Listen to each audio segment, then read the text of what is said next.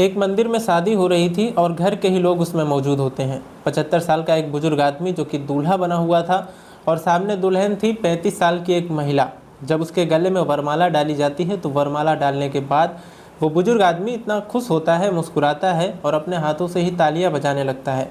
ताली बजा रहा था, उसकी ताली को देखने के बाद, उसके चेहरे की मुस्कुराहट को देखने के बाद सहज ही अंदाज़ा लग रहा था कि वो कितना खुश है। उसके बाद फिर उसने उस महिला के मांग में सिंदूर भरा, यानी कि अपनी दुल्हन की मांग में सिंदूर भरता है। उसे भर तो देता है लेकिन उसे लगता है कि सिंदूर कुछ कम है। उसके बाद वो फिर से थोड़ा ज़्यादा सिंदूर लगाता है, फिर दूसरी बार लगाता है। बार बार वो कैमरे की तरफ देख रहा है और ये सब काम कर रहा है। उसे एकदम बड़ी खुशी का अनुभव हो रहा था, एहसास हो रहा था। उसके मुस्कुराहट को देखकर, उसके चेहरे को देखकर साफ अंदाज़ा लगाया जा सकता था। इसके बाद जब शादी जो होती है तो दुल्हन अपने दूल्हे के साथ थी और वो कहने लगती है कि एक बात पूछूं आपसे कि आप इतनी उम्र में, यानी कि 75 साल की उम्र में शादी क्यों कर रहे हो।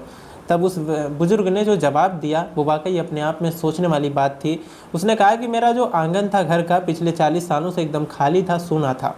अब तुम आ गई हो, तुम्हारे 3 बच्चे भी हैं, तो इससे मेरे घर का आंगन एकदम खुशहाल हो जाएगा, खिलखिला जाएगा और यहाँ से भी बोलने की, चालने की आवाज़ें आएंगी। इतना सूना था।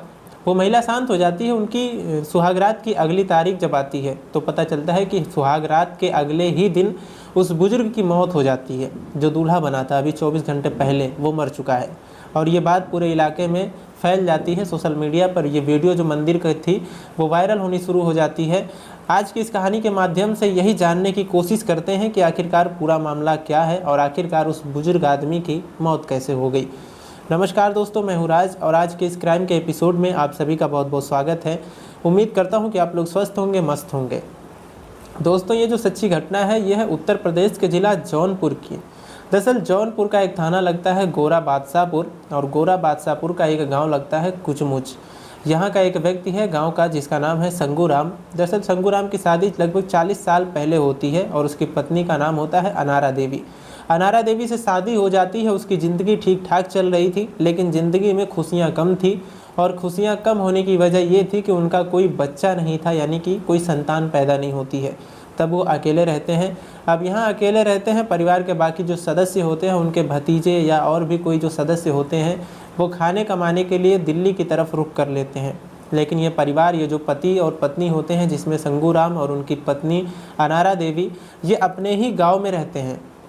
वहीं पर जो भी थोड़ी बहुत इनकी खेती बाड़ी थी वो काम करना या फिर जो एक आध पशु थे उनकी देखभाल करना, उससे दूध वगैरह होता था। कुल मिलाकर अपनी ज़िंदगी ठीक ठाक चल रही थी इनकी। लेकिन साल 2024 संगूराम की ज़िंदगी में ऐसा आता है कि उसने कल्पना नहीं की थी। दरअसल उसकी पत्नी होती है जो, वो बीमार हो जाती है। जैसे ही पत्नी बीमार होती है तो एक आध हफ्ते ही वो ठीक रहती है, उसके बाद उसकी मौत हो जाती है। अब संगूराम बिल्कुल पूरी तरह से अकेला पड़ जाता है। परिवार के बाकी जो सदस्य होते हैं, चाहे वो भतीजे हों या कोई और भी हो, वो तो रहते हैं दिल्ली में। औलाद कोई थी नहीं, संतान नहीं होती है इनकी। अब घर सूना था। ऐसी स्थिति में उसकी पत्नी भी मर चुकी थी। आखिरकार करे तो क्या करे। कभी अपने हाथ से रोटी बनाता था तो आसपास के लोगों का जमघट जरूर लग जाता था देखने के लिए कि संगूराम रोटी बना रहे हैं, कैसी बना रहे हैं। ये लोग देखते थे, हंसते भी थे, मुस्कुराते भी थे। लेकिन वो बुजुर्ग आदमी करता भी तो क्या करता। इसी बीच में किसी ने कहा कि तुम शादी क्यों नहीं कर लेते हो। दूसरी शादी दूसरी शादी की बात जब आती है तो शुरुआत में तो उसे बड़ा अटपटा लगा, अजीब लगा कि यार ये गांव के लोग किस तरह की बातें कर रहे हैं। 75 साल की उम्र में भला कौन शादी करेगा। लेकिन जब गांव के लोगों ने ये बात बार बार कहना शुरू कर दिया तो संगूराम के दिल में भी कुछ शादी को लेकर के फूल खिलने लगते हैं। उसके दिमाग में आता है कि अगर शादी हो जाए तो वाकई सही हो जाएगा। लेकिन ऐसी दुल्हन मिलेगी कहाँ जो इस 75 साल के बुजुर्ग आदमी से शादी करेगी। ऐसे ही करते करते वक्त आगे बढ़ रहा था और वक्त आगे बढ़ते बढ़ते गांव में कोई व्यक्ति आता है तो कई लोग मजाक भी करने आया करते थे संगूराम से कि संगूराम, अब तुम्हारे लिए एक दुल्हन की तलाश कर रहे हैं, तुम चिंता मत करो, जल्दी तुम्हारी शादी कर दी जाएगी। संगूराम खुश हो जाया करता था कि ऐसा लग रहा है जैसे कि अब सब कुछ ठीक होने वाला है। ये अगस्त का महीना था, अगस्त 2025 की ये बात है, अगस्त 2025 की। और संगूराम के पास एक व्यक्ति आता है और वह आकर कहता है कि पास का ये एक गांव है जिसका नाम है इमली पट्टी। वहाँ की रहने वाली 35 साल की महिला है जिसका नाम मनभावती है और मनभावती के 3 बच्चे हैं जिसमें 2 बेटे हैं और उनकी एक बड़ी बेटी है। अब से लगभग 7 साल पहले उसकी पति की ब्रेन हेमरेज से मौत हो जाती है, यानी कि उसका दिमाग काम करना बंद कर देता है या उसकी नसें वगैरह जो है फट जाती हैं, उसकी मौत हो जाती है।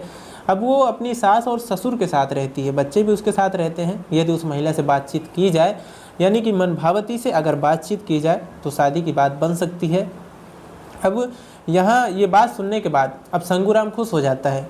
खुश तो खैर वो पहले भी था, कई बार हुआ था, लेकिन उसके मन में एक शंका थी, एक सवाल था कि ये ऐसा तो नहीं है जैसे पहले लोग मजाक करते थे, कहीं वो भी मजाक करने के लिए आया हो। लेकिन उसकी बात में दम था, उसकी बात में सच्चाई थी। और इस सच्चाई को जानने के लिए ऐसा बताया जाता है कि उसने 500 रुपये का पुरस्कार लिया था, इनाम लिया था कि अगर बात झूठी हुई तो ये पैसे मत देना और बात सच हुई तो पैसे ले लेंगे। गांव का ही एक लड़का होता है, उसकी उम्र लगभग 22-23 साल के आसपास होती है। नाम उसका आज़ाद होता है। आज़ाद से संगू ये बात कहता है। संगू को दरअसल पूरा गांव उसको दादा कहकर बुलाया करता था। अब जब संगू ने खबर भेजी उस आज़ाद के पास कि आज़ाद यहाँ आना, अब उस व्यक्ति ने बातचीत कराई जाती है, उसके आमना सामना कराया जाता है। जब आज़ाद ने पूछा कि आप कहाँ की बात कर रहे हैं, कहता है कि इमली पट्टी है गाँव, इमली पट्टी की रहने वाली एक मनभावती है। उसके 7 साल पहले पति की मौत हो जाती है, 3 बच्चे हैं और अगर उससे बातचीत की जाए तो शादी हो जाएगी। अब आज़ाद ने इस बीड़े को उठा लिया। आज़ाद ने कहा कि मैं देखता हूँ कितनी सच्चाई है कितनी नहीं।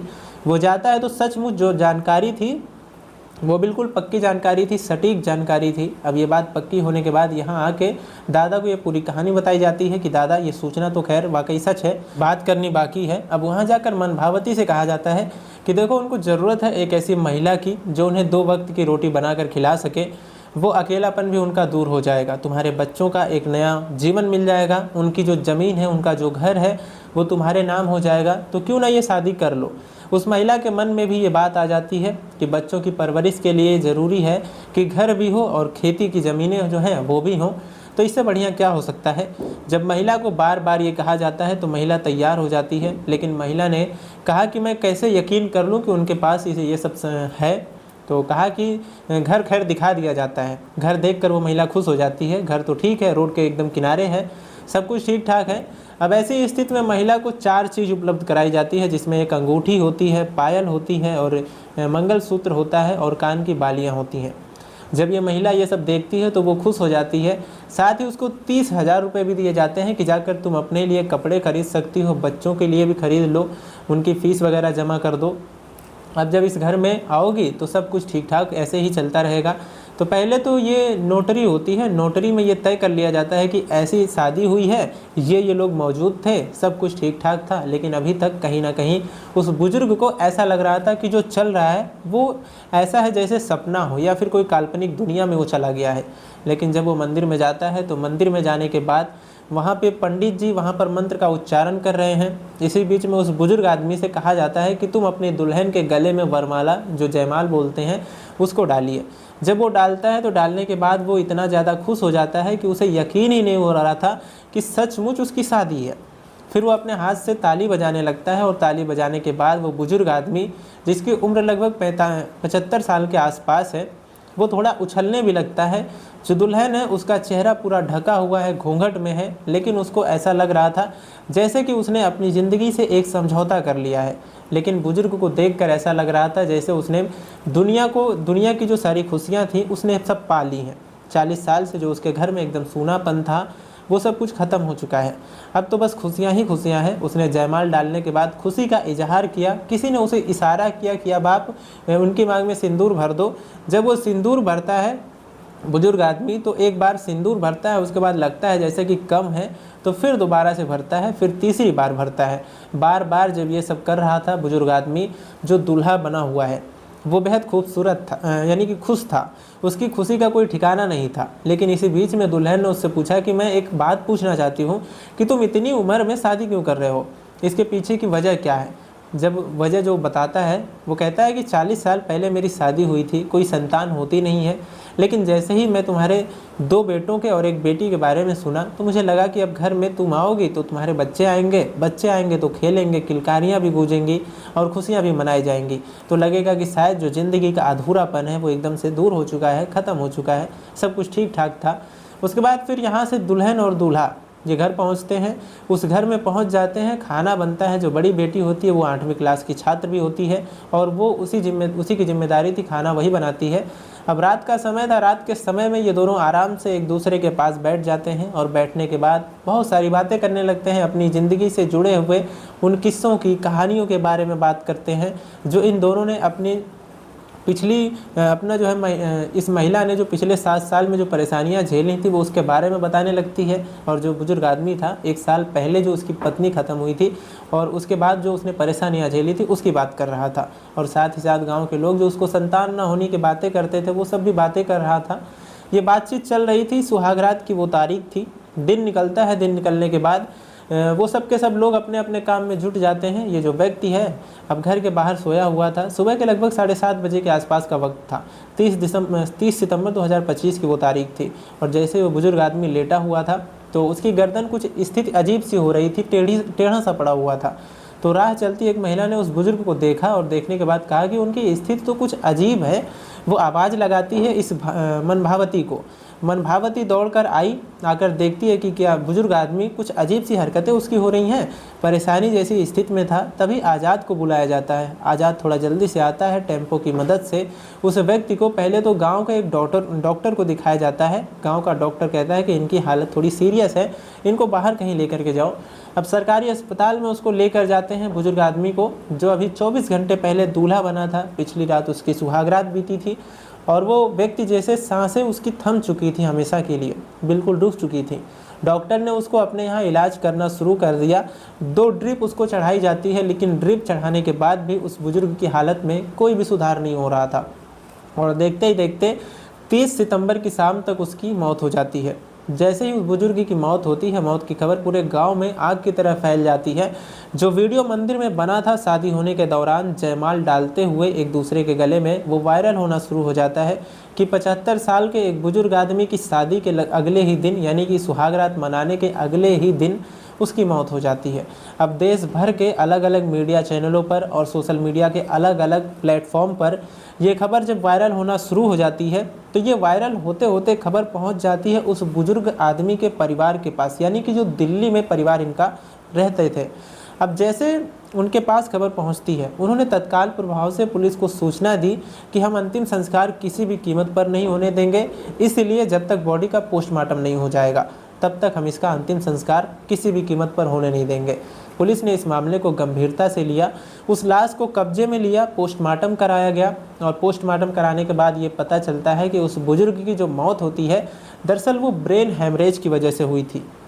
दरअसल बुजुर्ग था, इतनी खुशी जो है, इतना खुश, टेंशन वाली बात तो खैर कोई नहीं थी।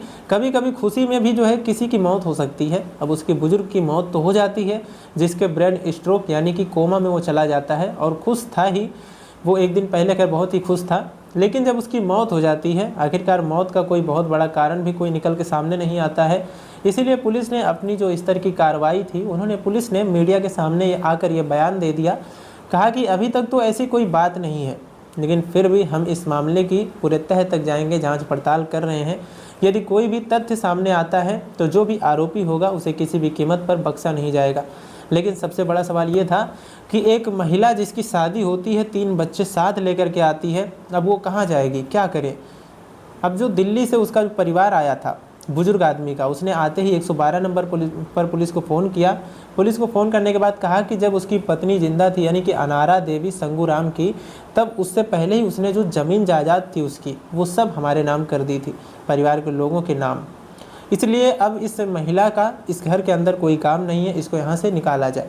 इस बात को लेकर थोड़ा बवाल भी शुरू हो जाता है। गांव के बड़े संख्या में लोग इकट्ठे हो जाते हैं, महिलाएं भी इकट्ठी हो जाती हैं।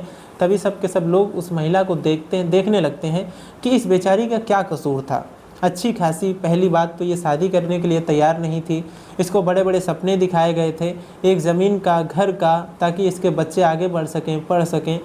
जब सारे सपने दिखाए गए तब ये महिला आखिरकार तैयार हो जाती है, और तैयार हो जाती है तो एक ही रात में अपने पति का सिर्फ सुख देख पाती है। इसके बाद पति की तो मौत हो जाती है। गांव के लोगों ने जिद पकड़ लिया कि ये महिला कहीं नहीं जाएगी। 112 नंबर पर जो पुलिस आई थी, उन्होंने कहा कि आपको थाने आना पड़ेगा। थाने आने के बाद जो भी बात है बड़े उच्च अधिकारियों को उनको जो है वो जवाब दे सकते हैं। अब उच्च अधिकारियों के पास मामला पहुंचता है तो एक व्यवहारिक तौर पर देखा जाए अगर, तो महिला जाए तो कहाँ जाए। अपने इन तीनों बच्चों को लेकर फिलहाल गांव के सहमत के बाद उस महिला को ये कहा जाता है, ये महिला इसी जगह में, यानी कि जिस घर में संगूराम रहता है, फिलहाल तो महिला उसी घर में रह रही है, संगूराम के उस घर में विधवा बनकर। 7 साल पहले वो विधवा हो गई थी और एक रात की दुल्हन बनती है, उसके बाद वो फिर से वो विधवा हो जाती है। महिला ने जब पत्रकारों के सामने अपना बयान दिया तो वाकई झकझोर देने वाली बात थी। वो कहती है कि मेरी ज़िंदगी एकदम मजाक बनकर रह गई है। सोशल मीडिया पर उसका फ़ोटो वायरल हो गया है, उसके बच्चों का भी चेहरा सबके सामने आ चुका है। अब ऐसी स्थिति में वो जाए तो कहाँ जाए? संगूराम का ही घर उसकी ज़िंदगी का ये आखिरी घर होना चाहिए, यहाँ से कहीं भी ना उसको भेजा जाए। दोस्तों, इस पूरे घटनाक्रम को सुनाने का उद्देश्य किसी को परेशान करना नहीं है, किसी का दिल दुखाना नहीं है, बल्कि आपको जागरूक करना है, आपको सचेत करना है। और जिस तरह की ये वीडियो मैंने मनभावती की देखी है, जिस तरह की बातें मनभावती उन मीडिया वालों के सामने कर रही है, यदि उसकी बातों में पूरी तरह से अगर सच्चाई है तो गांव वालों को उसका साथ देना चाहिए, उसके बच्चों की पढ़ाई लिखाई में मदद करनी चाहिए ताकि उसके बच्चों के भी सपने पूरे हो सकें और उस महिला को एक सहारा मिल सके। वो जाहिर सी बात है, जिस सास ससुर के साथ वो रह रही थी, वापस वो किस मुंह से वहाँ पर जाएगी, कैसे वो उसको स्वीकार करेंगे? क्योंकि वहाँ से आना ही उसके लिए एक बहुत बड़ा कारण था, उसे नहीं जाना चाहिए था, और आई है तो उसे वापस नहीं जाने देना चाहिए।